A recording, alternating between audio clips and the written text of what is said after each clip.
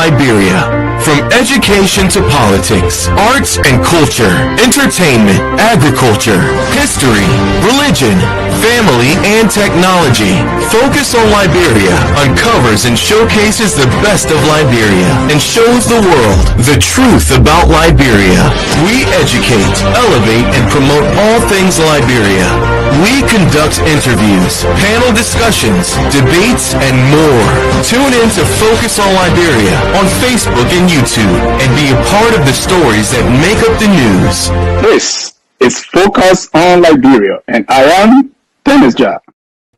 And I am Priscilla Jenny Mandela. Good morning, everyone. Welcome to a new day broadcast where we delve into transformative dialogues about social justice and the voices leading our charge for social reforms. Here at a noonday, we explore the intersections of politics, culture, and tradition with the leaders who are influencing policies and contributing to societal shifts and reshaping our world for the better. A noonday is a space where power meets purpose. I'm going to begin today's episode by sharing a short story as a metaphor for the conversation we are about to have. Okay. So just imagine you are sitting at home or at your table, and a neighbor walks in with a beautifully wrapped gift.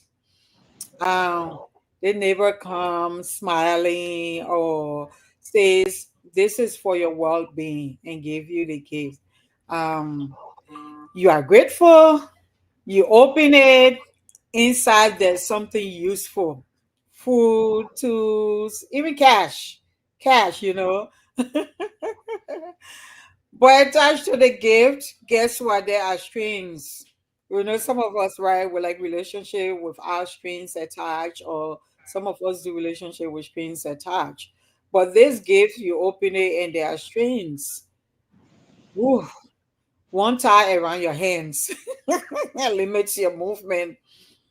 Another connects to your wallet. It controls how you spend. Okay, I have this cash for you, but this is how I want you to spend it.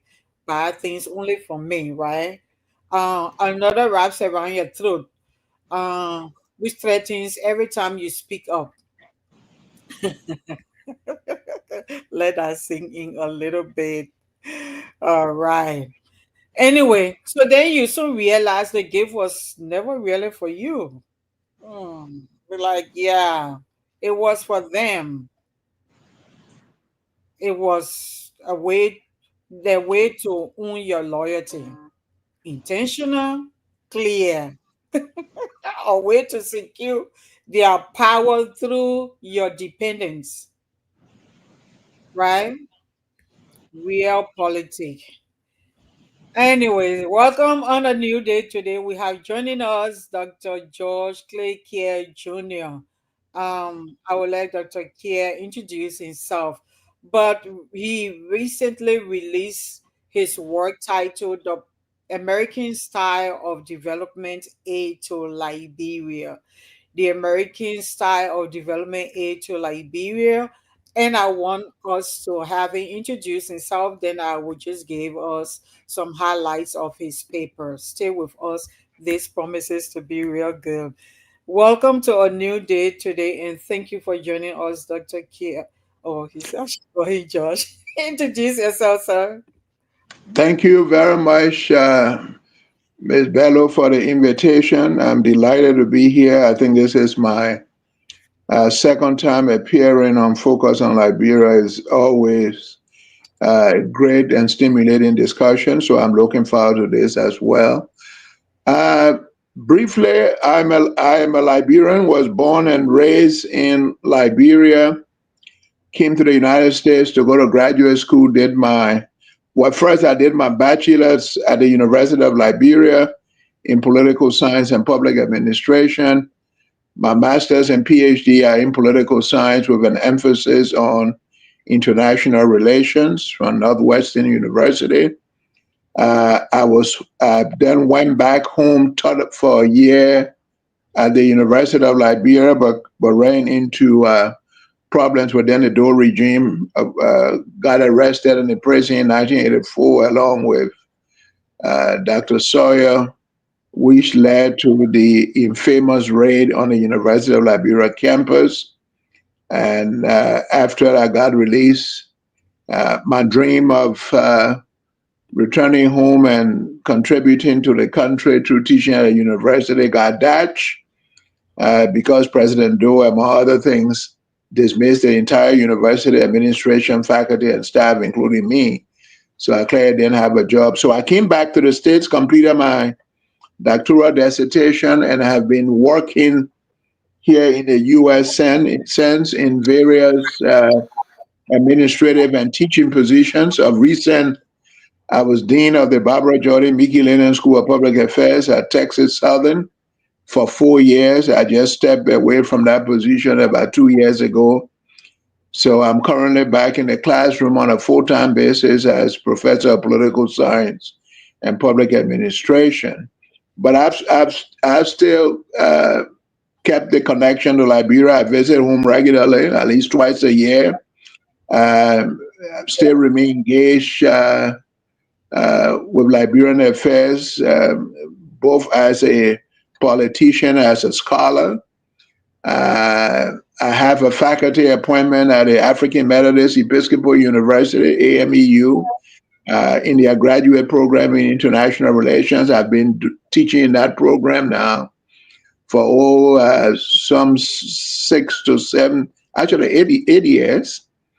I have a class that I'm going to begin teaching on tomorrow online for that graduate program, and that class is going to be Intro to International Relations. So I say all of that to say that geography has not been a barrier for me because I have a profound commitment to Liberia, and that commitment will remain so.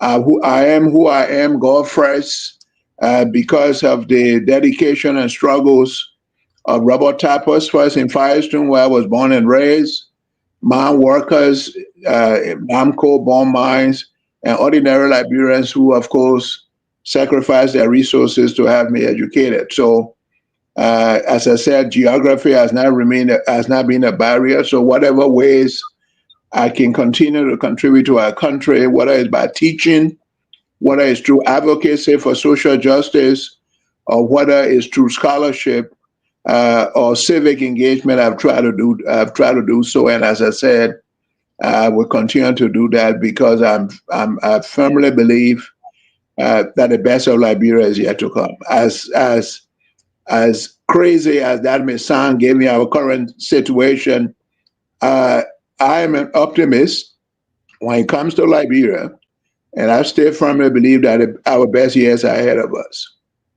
Okay. I agree with you. I believe that too, for Liberia, that the best is yet to come.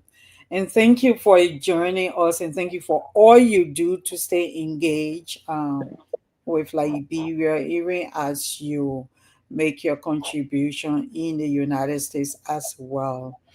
You reminded me when you named the robot tappers that put their resources together and educated you. You reminded me of these economists who work at Follow talking about the economics of immigration, and he was talking about how the home countries that immigrants come from do all the invest in these people because usually when they come here, they are at a working age. He was like, Mhm. yeah, immigrants come here most times as children, but when you read the statistics, that more adults come here working age than kids or than adults. So Yeah. when they come here, but then the places that invested in them are their home country, educated them and everything. And when they get here, the American economy just exploit their skills by jumping it down and under employing them and underpaying them. But then at the end of the day, America benefits from their active years of productivity and their skills and all of that. Yeah, he was just, I like his analysis. So when you mentioned that I was educated by, people from Firestone, I like, yeah, this is what the economists can say. He's one of the people who work at Follow here.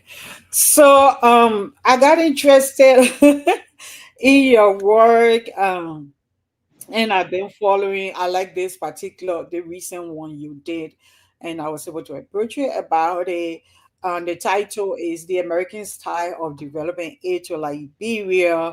Let me just let the audience know a little bit. This is talking about the work highlights aid as a historical empowerment.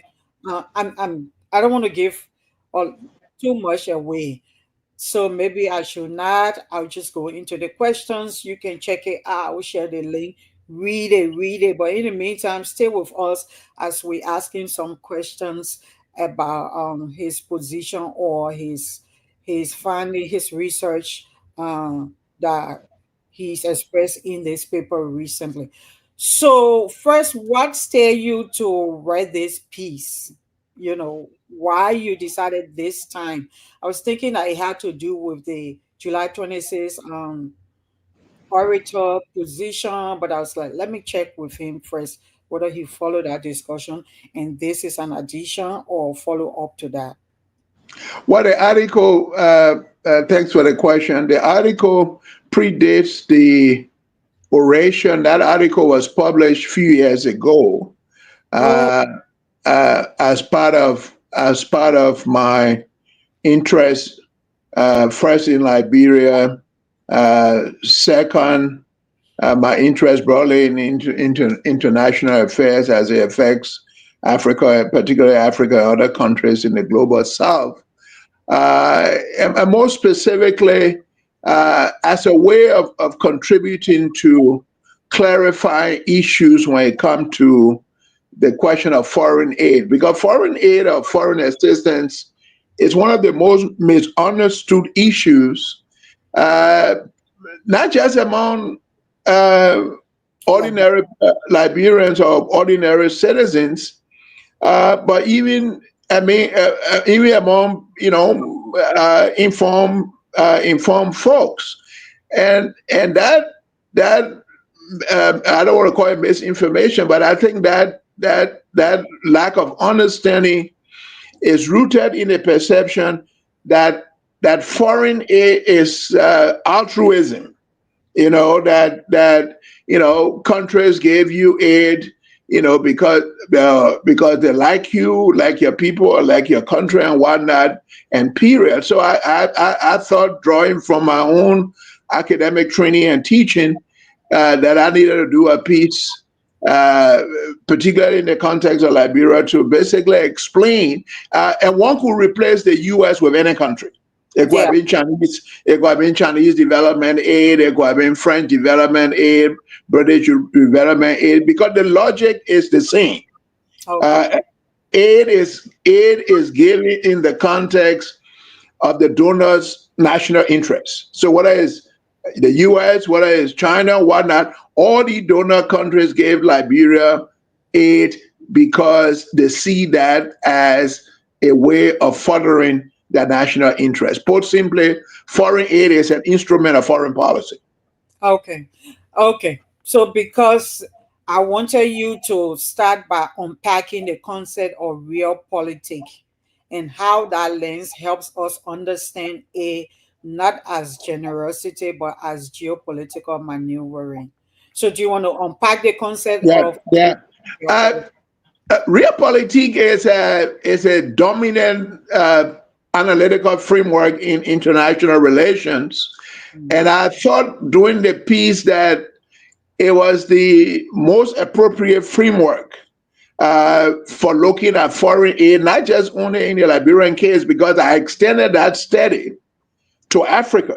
It Yeah. got published. It got published as a book chapter in another book, and in fact, a revised version of that is coming up in a book that is in the publication process right now. That is called International Relations for African Students, and I expanded that. I expanded that chapter on that focus on Liberia to the broader African context. So the point is that the realpolitik framework essentially argues that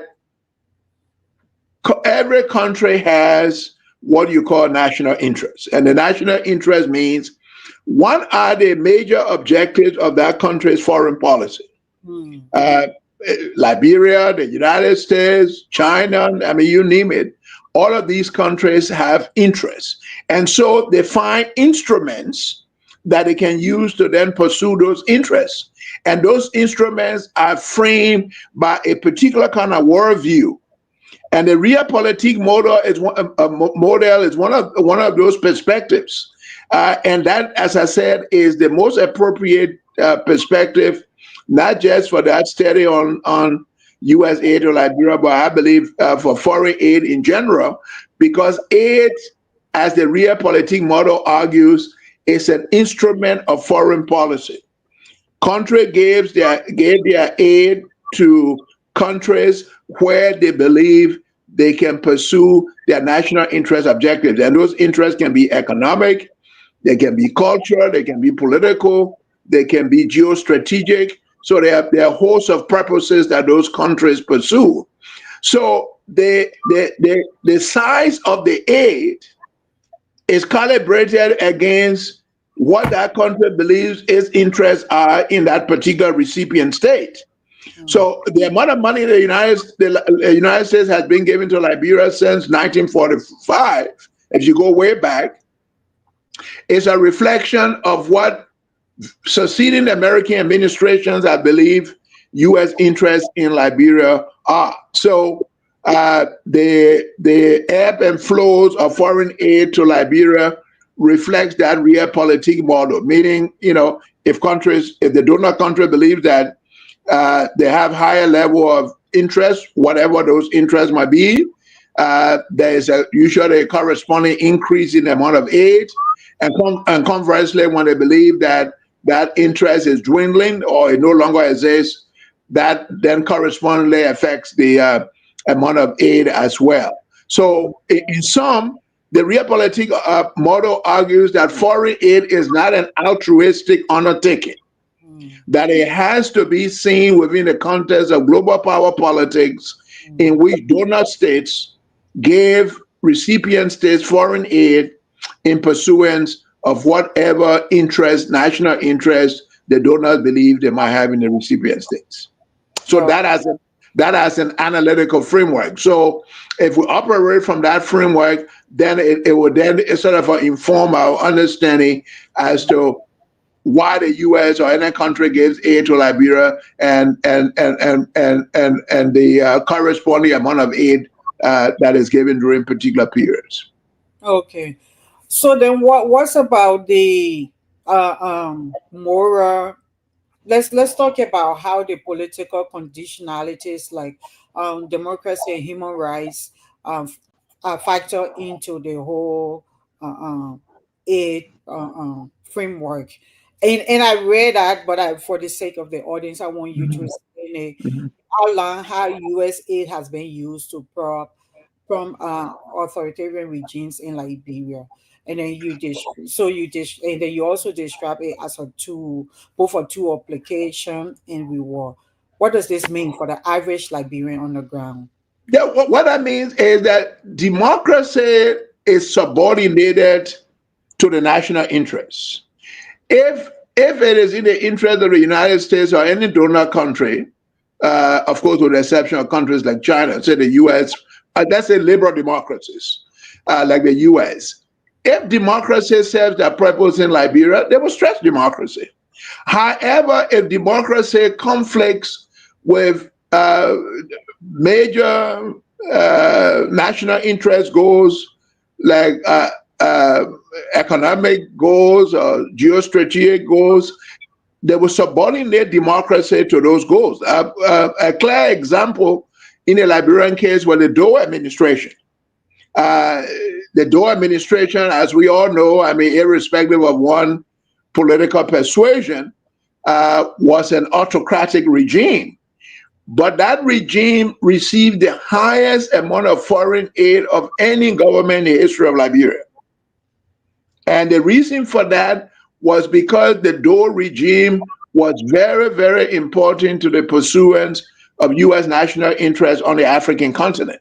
So those autocracy was subordinated to the broader issue of democracy. So the point is that when democracy clashes with national interest goals, democracy is subordinated to those goals. Hmm. Wow. So, how would it look like for development aid to truly center the needs and dignity of the Liberian people?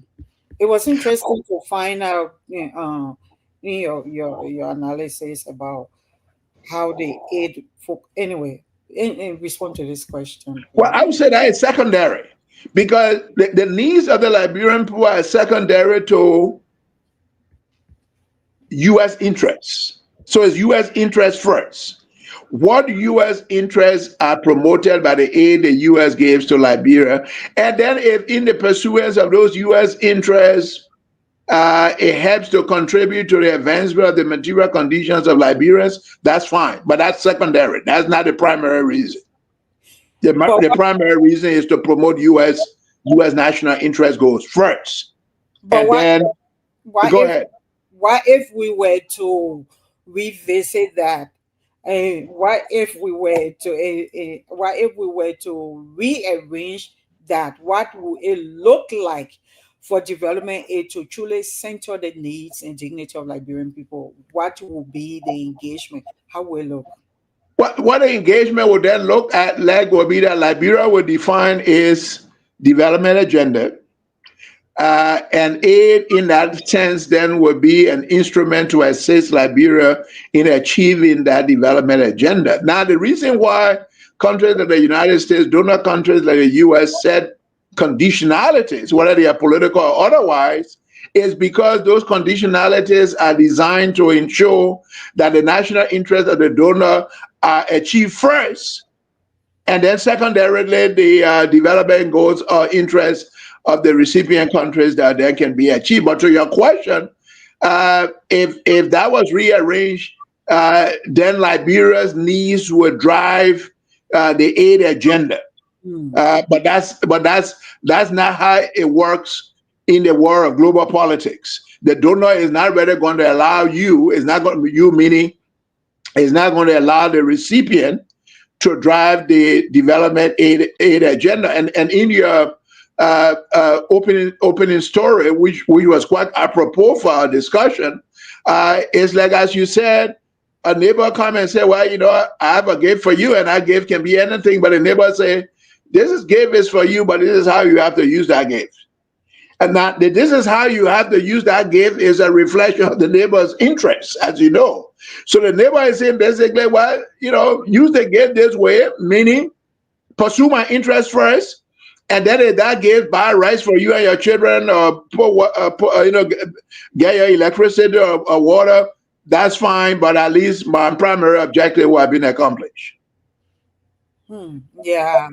Yeah, I just really wanted you to hone that in, because it was just interesting to know that the U.S. aid is not really about maybe investing in building hospital, something structural in terms of that will directly benefit the ordinary people, but just the working class, and it's done through soft stuff like capacity building, teaching about democracy, which are actually really secondary.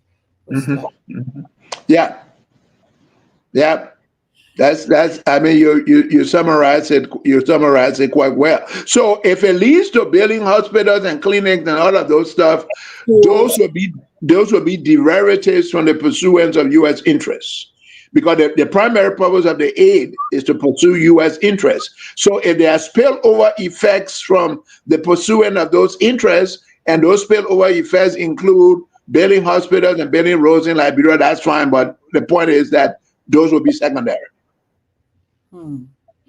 Yeah, so but even with this, and you quoted this writer, 2014, who observed when America gives, it gives to itself first. That's what you just explained. Mhm. But some may argue that even if it is self-serving for the donor country, it still brings resources into the country. How do we weigh material gain against political or moral costs? Or what will it take for it to become truly liberating, a force for justice rather than control? Do you think we can do it by ourselves? Like, for instance, when our orator was like, we need to, do this, dignity must define us, we as a Liberian.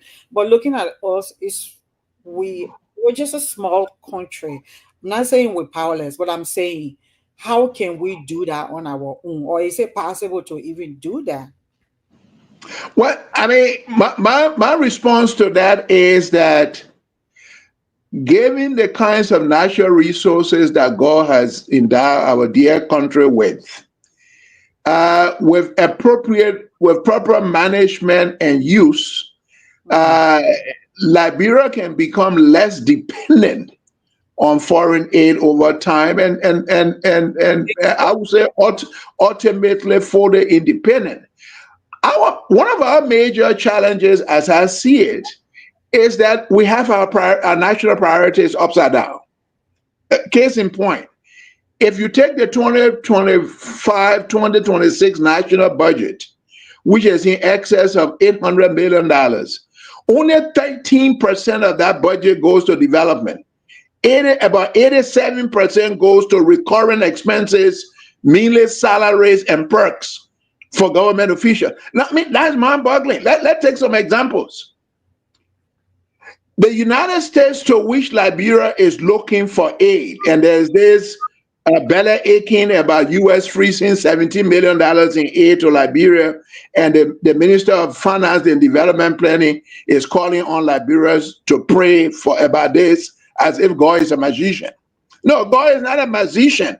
The leaders of Liberia got to reset our national priorities. You are asking a country, let's start from the basics.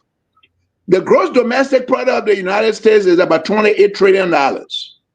The gross domestic product of Liberia is about $4.2 billion. Now, let us sink in. So that later as the foundation. But look at our salary structure. The Speaker of the House of the U.S. makes $223,000 and change per year. The Speaker of the House of the Representative of Liberia makes $245,000. So our Speaker makes about $22,000 more than the Speaker of the House of the U.S. Our President Pro Tem makes $254,000 a year. The President Pro Tem of the U.S. Senate makes $193,000 a year. But this is the U.S. whose economy is $28 trillion, and our economy is $4.2 billion. So if you are paying your top government officials salaries higher than my top government officials, why should I give you my taxpayer money to build schools and hospitals for your citizens? Why don't you use the money that you pay those high salaries with to basically reprioritize them so that you can build schools for your children? That's the point I'm making. If we use our own resources well, and I'm not even added the illicit mining activities that are taking place and the corresponding smuggling of gold, diamond, and other minerals from the country, along with the cash.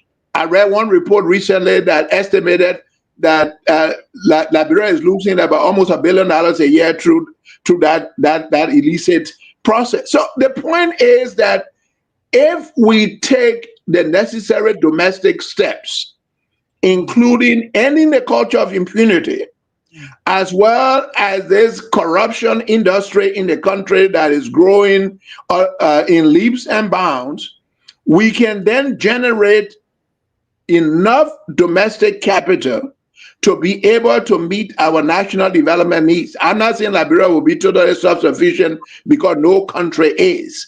But if we use our resources wisely, natural, human, and otherwise, we should be well positioned to be able to build schools and hospitals so that our children, for example, will not sit down on the floor or sit on bricks and whatnot. We should be able to build schools. But if we're paying high salaries and paying benefits, giving members of the national legislature money to buy new cars for themselves and whatnot, while our children don't have benches to sit on, and we expect the Americans to give us their taxpayers money to do that for our children, we clearly got to be joking.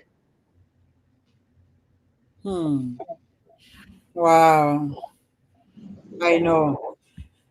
Oh, that is a Mac drop moment, and I wanted to sing in.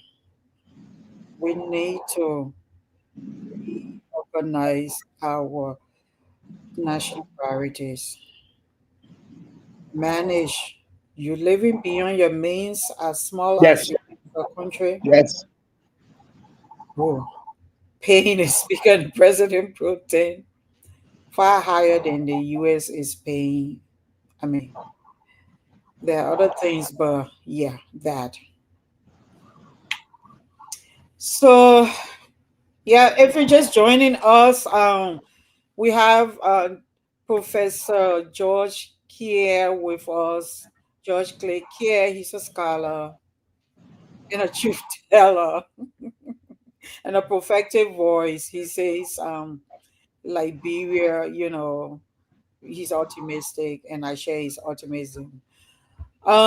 Professor, so George, do you see Yes. any in the spirit of a new day now, what road, and let me just ask you, what road do you believe? I'm just pivoting a little. What road do you think, do you believe faith based and traditional value systems can play in challenging, um, these things that you're pointing out? Look, we know there are issues outside, there are power bigger than us. There are forces that determine things that are unfair. But in the meantime, what can we do from within? What role do you believe faith based and traditional value systems can play? I mean, that's another excellent question. Uh, Clearly, let's take our traditional values first. One of our central traditional values, of course, is mutuality. Meaning, we gotta take care of one another within the context of whether it's family or community resources. Mm, So it means that we gotta use the family or the community resources basically to take care of everyone.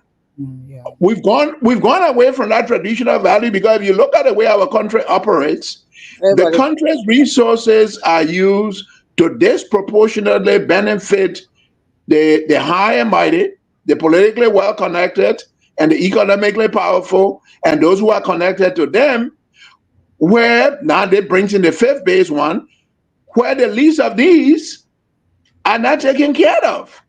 Case in point, we have hundreds of our children, or if not thousands, that we derisively refer to as Zogos.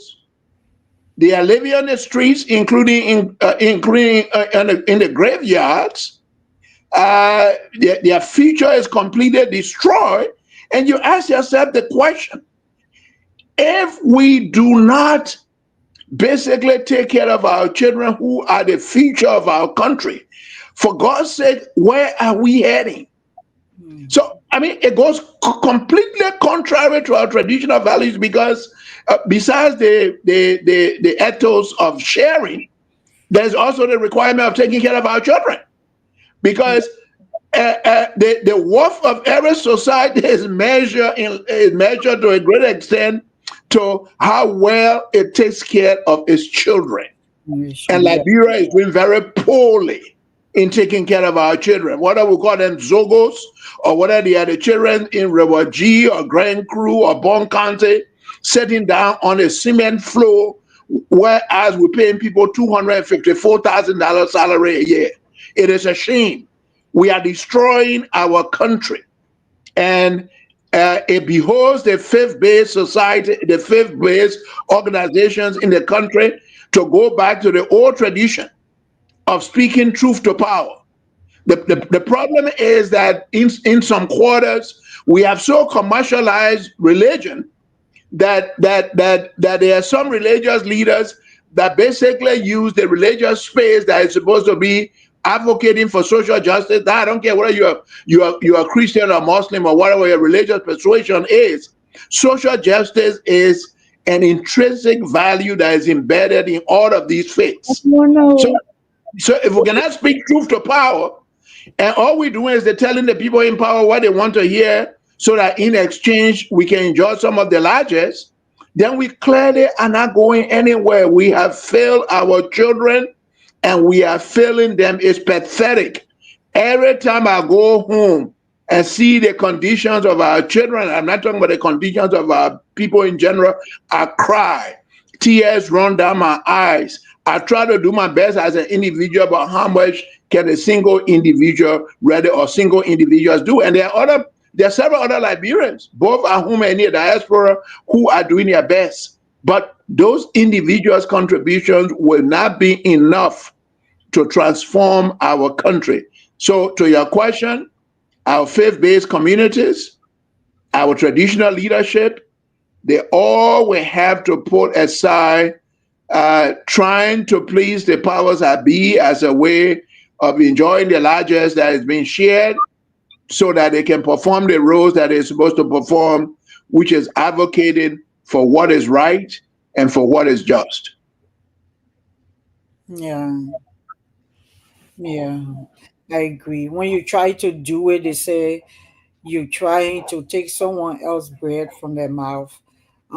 Yeah, as individual. I remember going to talking about children, sitting on blocks. I remember going to Sani Kwele because I used to go to the community radio stations to provide training, go around the counties. So I go to Sani Kwele. Meanwhile, in Monrovia, the Ministry of Education you know, had a press conference. I put it out there that schools would begin from this point to this point, and everything was they provided school materials and school has started. I mean, Sunny Kwele and the children alternate, you know. Um, I learned from the family because I sent community radio journalists out there to gather story, and then we out in the community. Some children are not in school today, and I'm asking why. Oh, their time tomorrow. Why? Because they having school in this person parlor. uh, Even though the ministry has recorded that in that particular place there was a school operating, there wasn't school. They were having school in someone piazza, we can say, and it couldn't take all the children. So some group will come today, everybody go with a small chair, and then the next day another group come. Um, so I had to we have to report on this and went to Banga, similar thing, children. I mean, there was just no school material, not Mhm. even chalk, not Mhm. chalk. Meanwhile, they were like, school has started, you know, on the right time with the school calendar going on because they wanted to pretend that they were like the Cali schools or other private schools.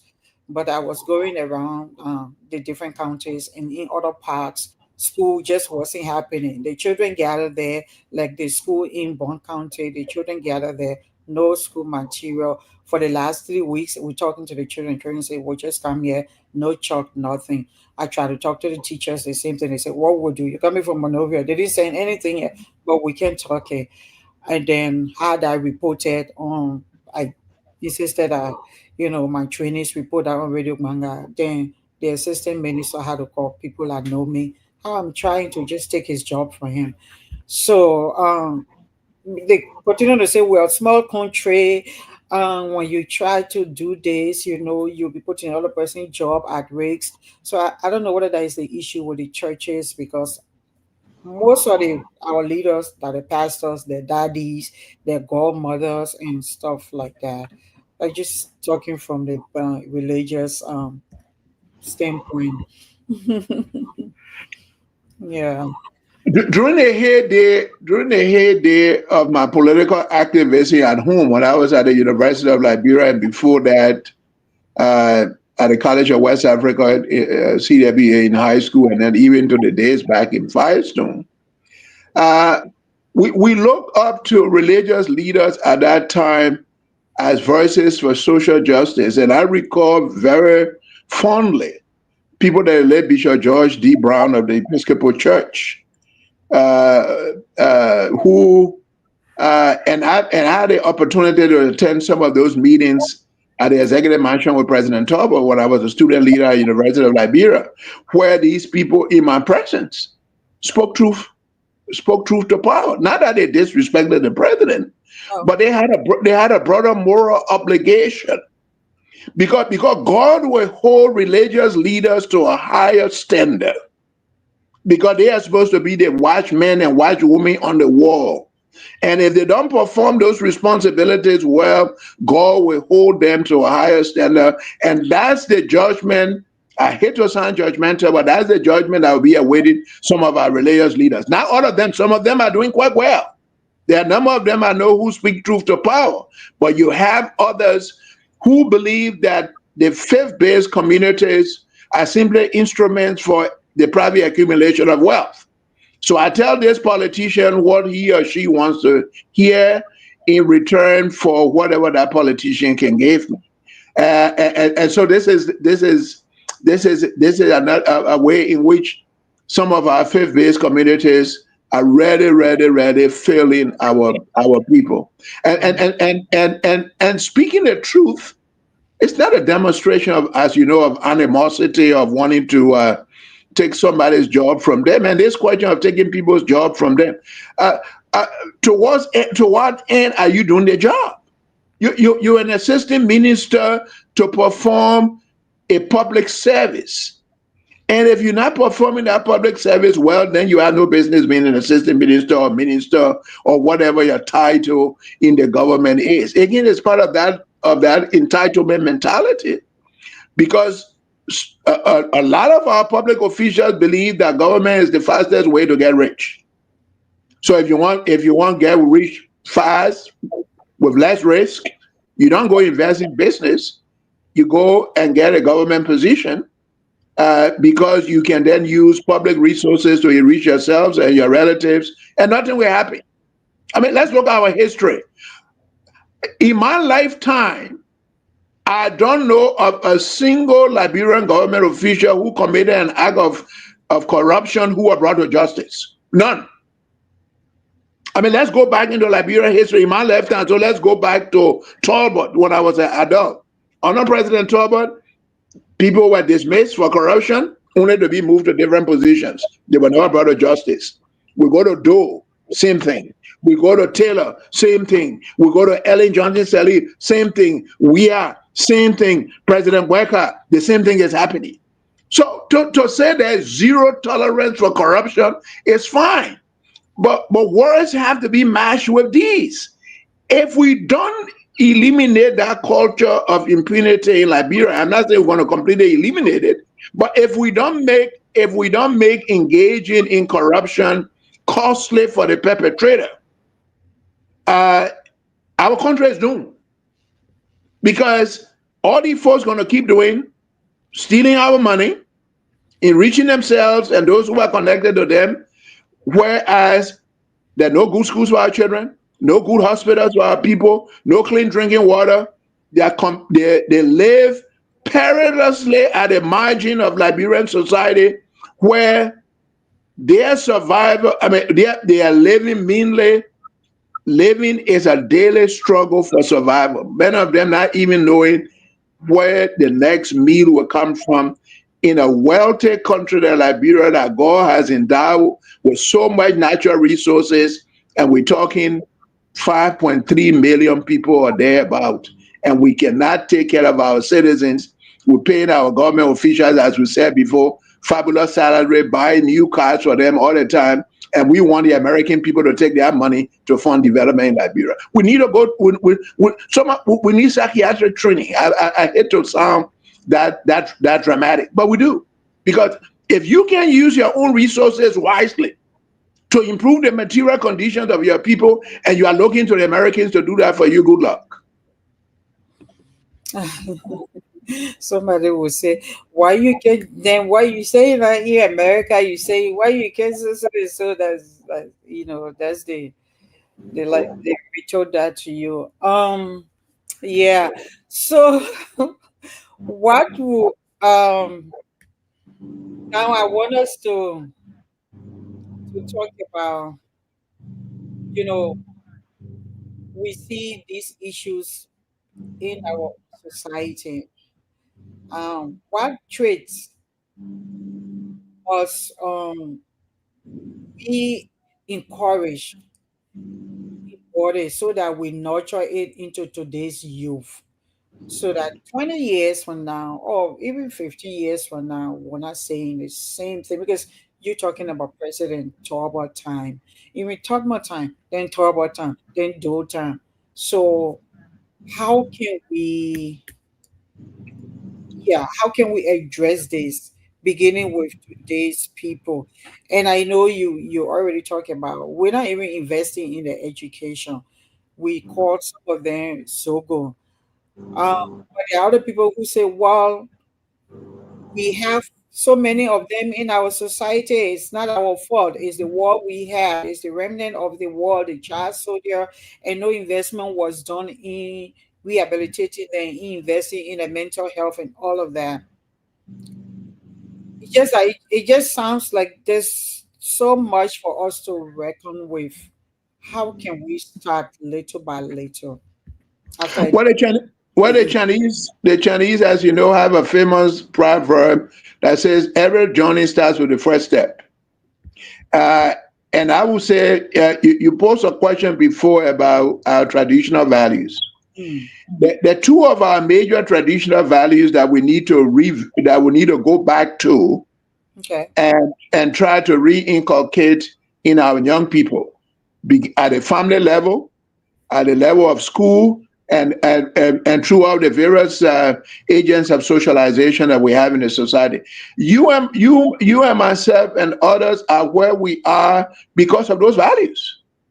We learned them from our parents. They were reinforced, and by our parents, I'm talking the totality of the family, because we are all children of the village.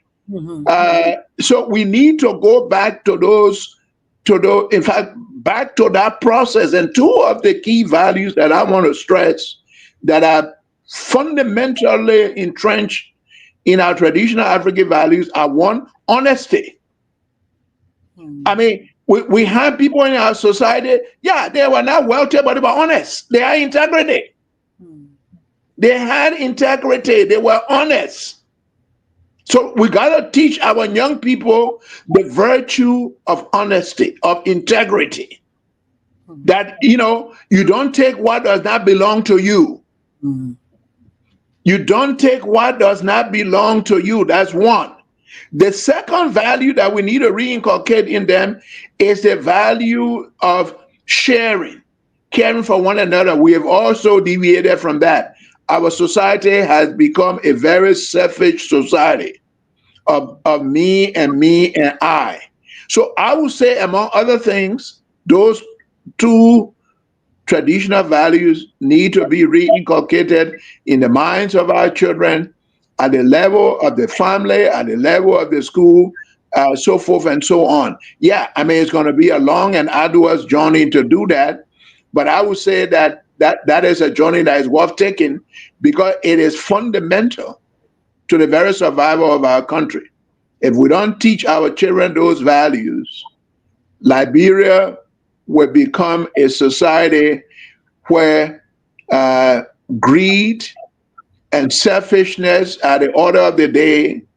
I go in, I grab what I can get for myself and my family. I don't basically care for you folks and whatnot.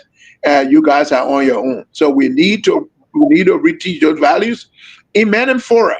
Again, I mentioned the family and school as two examples, but there are many spaces in which those values can be stressed, because since the post-war period, we've clearly gone away from those two critical values among others, and you can see that demonstrated in our society. Very quickly, to your earlier point about people making an argument and say, well, the Zogos are byproducts of the war. Well, that's true. But going back to the question of aid, during the administration of President Ellen Johnson Sirleaf, the international community gave Liberia millions of dollars in development assistance. Millions. In fact, if there's anything as generosity in foreign aid, that was the age of generosity for Liberia. They're willing. If you go to the data, and there are various estimates. If you go to the data and see how much money Liberia receives in development aid, the national interest considerations notwithstanding, millions of dollars. That money could have been used to begin rehabilitating our young people, setting the foundation for investing in human material well-being, things like education and health care and clean drinking water. We had the opportunity to begin to restart, and we failed. We embarked on another false start after all the millions we got. And that in fact, let me add, it was during President Salih's administration that the Liberian government started paying all of these unsustainable high salaries, not just to the politicians that are named, to others. These fabulous salaries. Well, she laid the foundation for the paying of those salaries.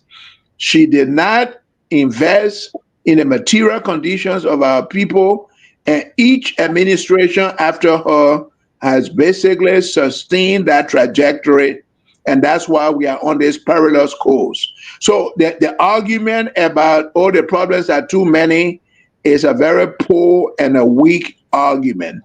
Let's learn from the Chinese. When you come in as a government, do your part. Rethink our development priorities.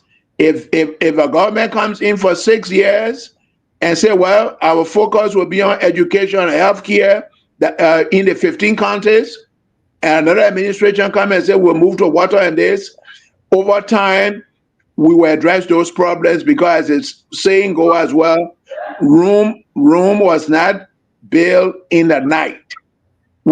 Development is both incremental and it sort of accumulates over time.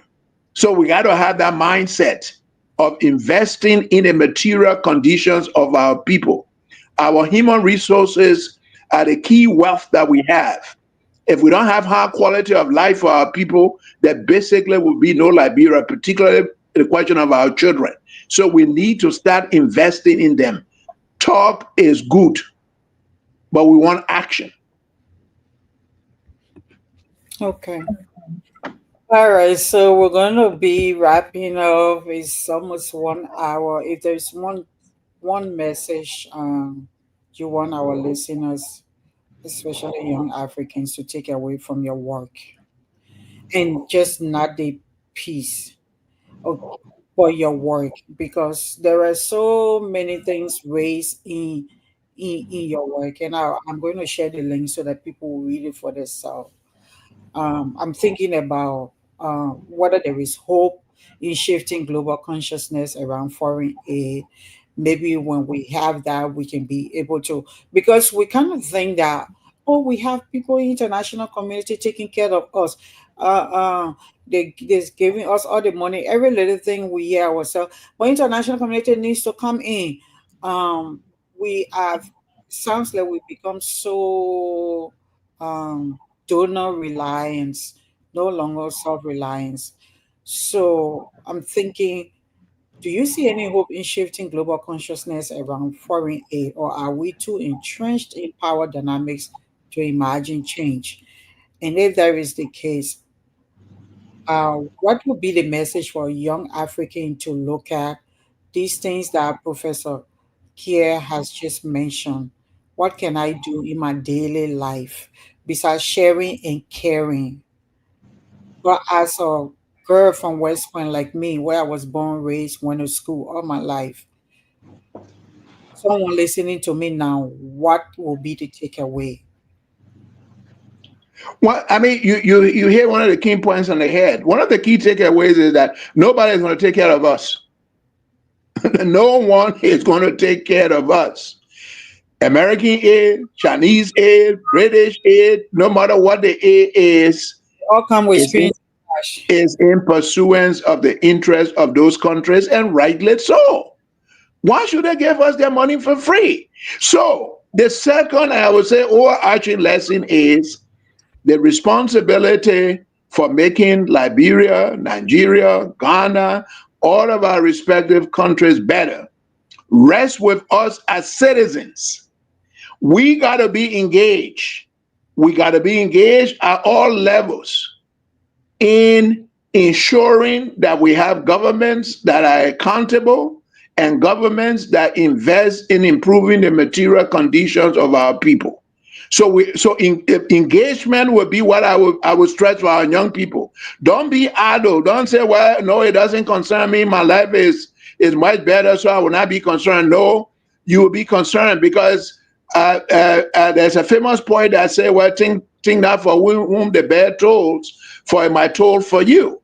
So yeah, your material conditions might be relatively better today, but that's not a permanent condition. So I would say, to wrap it up, Priscilla, citizen-based action. I'm a political activist, so that streak in me is what is coming up now. Political activism is the way to go. I'm talking about peaceful activism. I'm not talking about vandalism and hooliganism. That's not activism. I'm talking about engaged activism that involves educating people, socializing them, and holding our leaders accountable so that they will be transparent, they will be accountable to us, they will invest our country's wealth, whether it's Liberia or otherwise, whatever little we have. If that is shared to improve the material conditions of our people, over time, our conditions will be better. We will not keep looking on to other people to give us help. They are under no obligation. We are independent countries, for God's sake. They are under no obligation to help us. So that will be my closing message, Priscilla. Okay. All right, Dr. Kieh, thank you for your courage, your scholarship, and clarity. May your voice echo through halls of power and minds ready for truth. Hopefully, we are not, some of us don't consider ourselves the exception.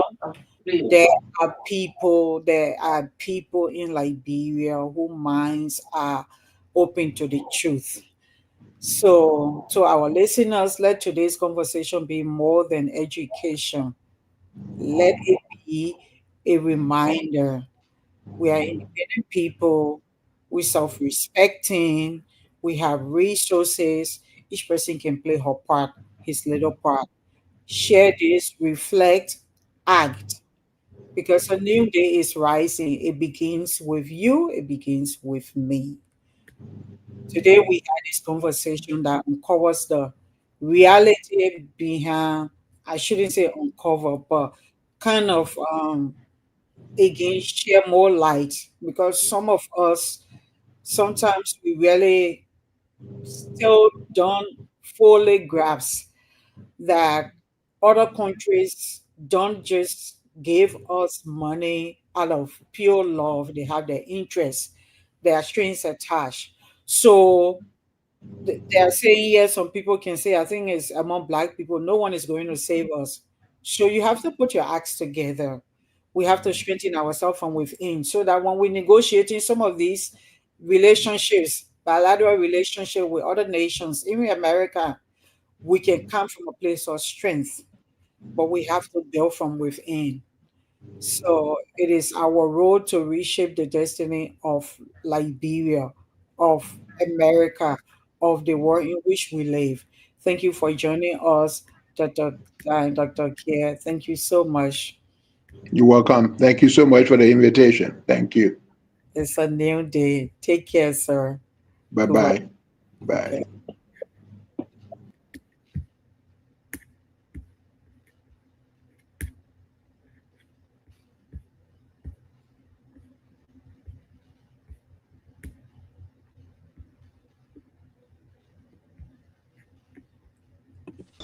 We are